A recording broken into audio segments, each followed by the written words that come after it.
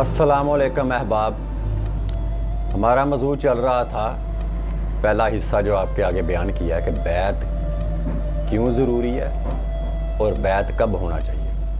وہاں پہ اس بات کی مکمل وضاحت نہ ہو سکی، کچھ وضاحتیں باقی تھی، اس لیے میں نے اس کا دوسرا حصہ آپ کے سامنے لے کے آیا ہوں کہ بیعت، ہمارا موضوع یہ چل رہا تھا کہ بیعت کب ہونا چاہیے اور کس کو ہونا چاہیے۔ بیعت کے لیے سب سے پہلے آپ کا ارادہ کامل ہونا چاہیے اللہ کے لیے، اس راستے کے لیے، اور اس راستے کو سمجھے بغیر، اس کی تعلیمات کو جانے بغیر بیعت ہونے کا کوئی مقصد نہیں ہے، آپ کو کچھ حاصل نہیں ہوگا۔ سب سے پہلے اس راستے کو سمجھیں، اس پہ غور و فکر کریں، یہ کن لوگوں کا راستہ ہے اور اس راستے کو اختیار کرنے کے آداب کے۔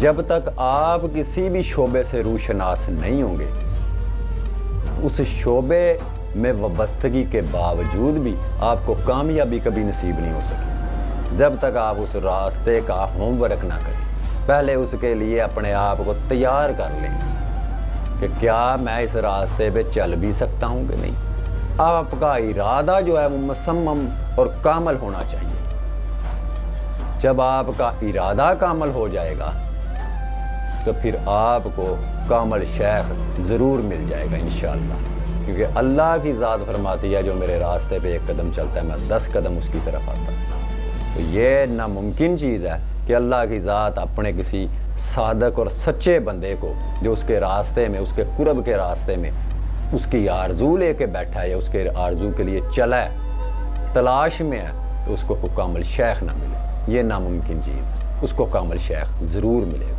بلکہ کامل شیخ اس شخص کو ضرور ڈھونڈ لے گا۔ تو ناقص جو لوگ ہیں، یہ ان کی بات نہیں میں کر رہا، جو اپنی طلب میں سچے ہیں وہ لوگ مرشد کامل سے ضرور جا ملیں گے۔ تو مرشد اس لیے ضروری ہے، مرشد کی ضرورت اس لیے ہے کہ آپ کے اور اللہ کے درمیان جو حجاب اور دیوار ہے وہ نفس کی ہے۔ مرشد کی تربیت، مرشد کامل کی تربیت جو ہے وہ آپ کو یہ سمجھاتی ہے کہ نفس کے فریب کیا ہے۔ وہ آپ کو ہر قدم پہ آپ کی رہنمائی کرے گا۔ جو آدمی نفس کی معرفت کوئی نہیں جانتا وہ اس دیوار کو گرائے گا کیسے؟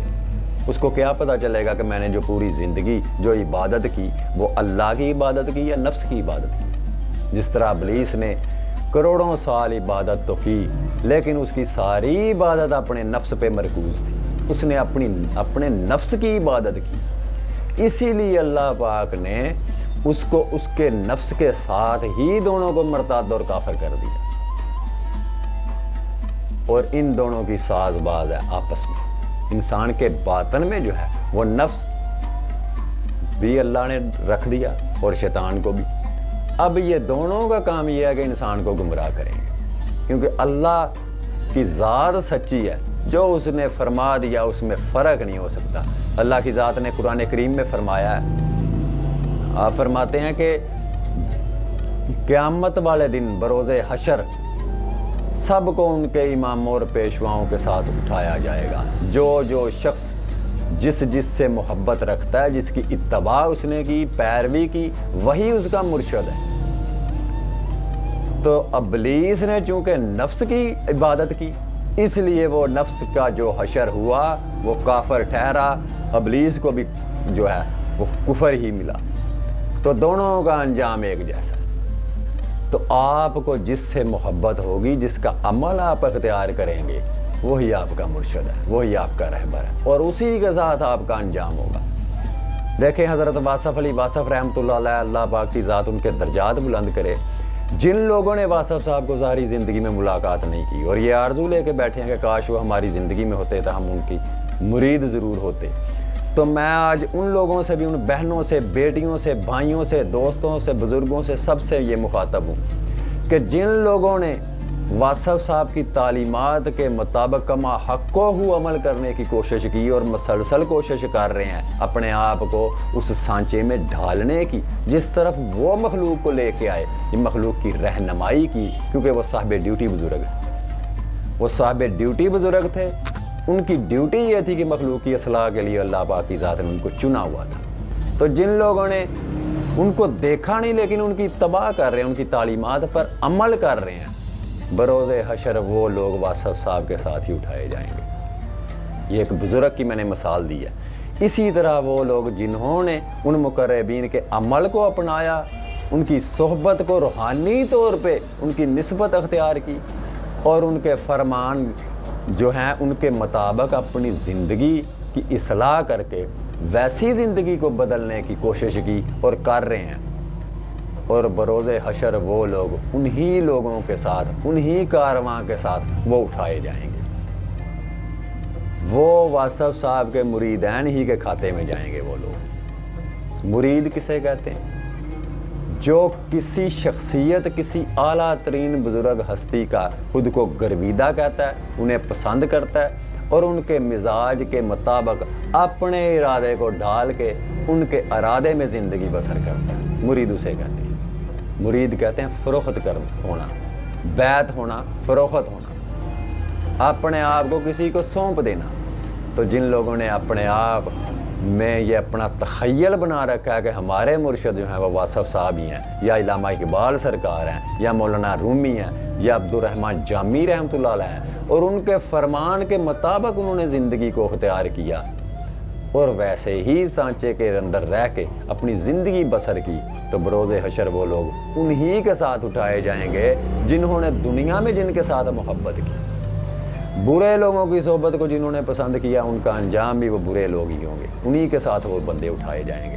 اس لیے بیعت جو ہے یہ در حقیقت بہت ہی ڈیپ جو ہے یہ راز ہے، جو آج کل کوئی بیان نہیں کر رہا، بس یہی کہہ رہے ہیں جی کسی کا بیعت ہو جاؤ، کسی کا بیعت ہو جاؤ۔ بیعت ہونا کیوں ہے یہ کوئی بتا نہیں رہا، اس کا مقصد کیا ہے، اس کے فوائد کیا ہیں، اس کے نقصانات کیا ہیں۔ نقصان اس کو ہے جو طالب دنیا ہے، جو دنیا کا طالب ہے، وہ اگر کسی کامل ہستی کا بیعت ہو جائے گا وہ نقصان اٹھائے گا، اپنی زندگی برباد کرے گا۔ کیوں کہ اس نے ان کی اتباع نہیں کی، ان کو فالو نہیں کیا، ان کے حکم کو مانا نہیں، اپنی سابقہ خصلتوں کو ترک نہیں کیا، تو اس کے لیے وہ بیعت سزا بن جائے گی۔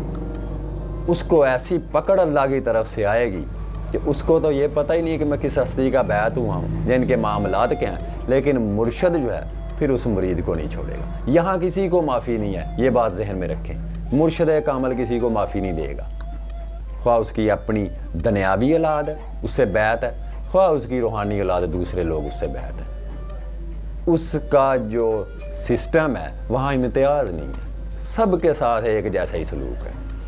جس نے اس کی اتباع کی، اس کے مطابق زندگی کو اختیار کیا، تو اس کے لیے وہ بیعت باعث نجات بھی ہے اور باعث فضل بھی ہے۔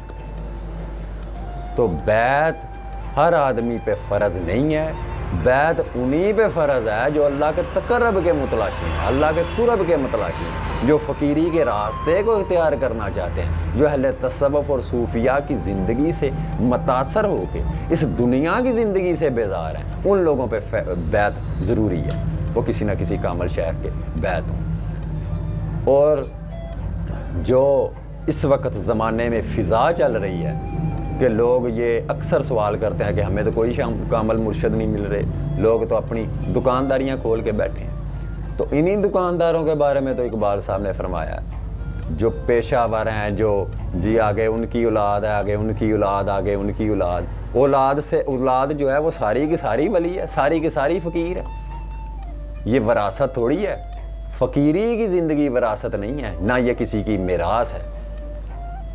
جس طرح نبوت کسی کی میراث نہیں، فقیری کسی کی میراث نہیں، یہ اللہ تعالیٰ کی عطا ہے، فضل ہے۔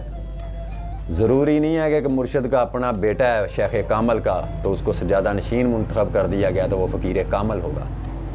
فقیر کامل اس کا کوئی عام سا مرید بھی ہو سکتا ہے، یہ اللہ کے فیصلے ہیں۔ تو اسی لیے اقبال صاحب فرماتے ہیں، میراث میں آئی ہے انہیں مسند ارشاد، زاغوں کے تصرف میں عقابوں کے نشے میں، یعنی شاہینوں کے گھونسلوں میں کوے بیٹھے ہوئے، تو ان کووں سے بچ کے رہیں، جن کو حلال اور حرام کی کوئی تمیز نہیں، یہ صرف مردار پہ فریفتہ ہیں، یہ جو مال ان کو ملے گا وہ سمیٹ لیں گے، کوشش یہی ہوگی کہ جو آیا یہ ہمیں کچھ دے کے جائے۔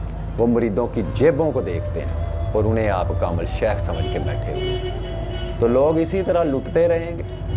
کیوں لٹتے رہیں گے؟ کہ ان کو اس راستے کی واقفیت نہیں ہے، اس راستے کی تعلیم نہیں ہے، ان کو اس راستے کا، اس سفر کا ادراک نہیں ہے، شعور نہیں ہے، اور وہ طرح طرح کے بہروپی اور فراڈیوں کو مرشد کامل سمجھ کے ان کے مرید ہوتے ہیں، اور دوسروں کو بھی جو ہے جوک در جوک لے کے چل رہے ہوتے ہیں، جاؤ جی میں تمہیں بیعت کرواتا ہوں۔ تو بیعت مذاق نہیں ہے، نہ فقیری مذاق ہے، یہ بہت ہی گہرے راز کی بات ہے فقیری جو ہے۔ تو فقیر اپنے آپ کو چھپا کے رکھے گا۔ خزانہ جو ہوتا ہے ہمیشہ چھپا ہوا ہوتا ہے۔ خزانہ وہ نہیں ہوتا جو سر عام بازاروں میں سجا کے آپ بیٹھ جائیں۔ خزانہ جو ہوتا ہے وہ ہمیشہ نایاب ہوتا ہے۔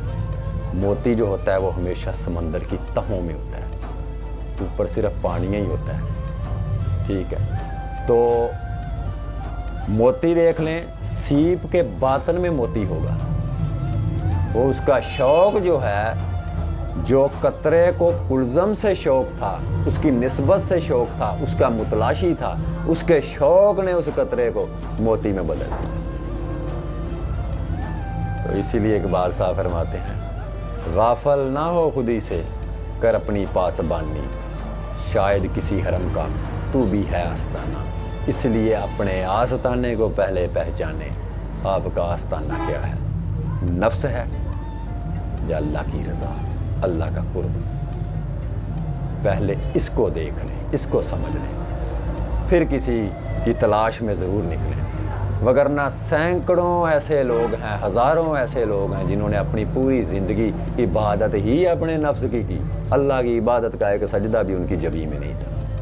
انہوں نے اپنے نفس کی عبادت کی، اپنی خواہشات کی عبادت کی، اور لوگوں کو دکھانے کے لیے